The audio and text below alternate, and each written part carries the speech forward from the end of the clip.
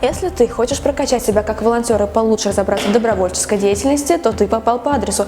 Ведь сегодня Волонтерская академия 2019 распахнула свои двери для самых активных, бескорыстных и целеустремленных участников. Как это было? Смотри в нашем сюжете. Те пылающие урны, шею поцелуи, никогда уже не будет у нас такого ноября, взлетающие волны, запахом свободы. Волонтерская академия – это площадка, образовательная площадка для добровольцев, целью которой является повышение именно компетенции молодежи в сфере добровольческой деятельности.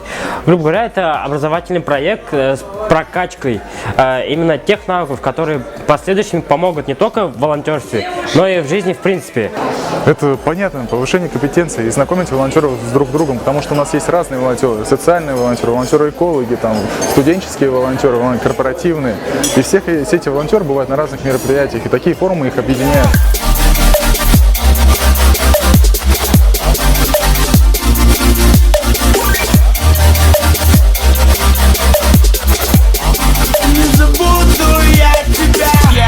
Резко холодно станет, можем чайком отогреться у тебя.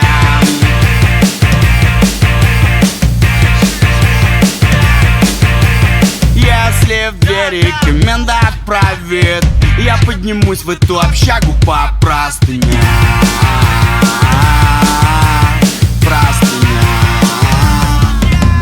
Где пылающие урны, шею поцелуи, никогда уже не будет у нас такого ноября, взлетающие волны, запахом свободы, никогда я не забуду, не забуду я тебя.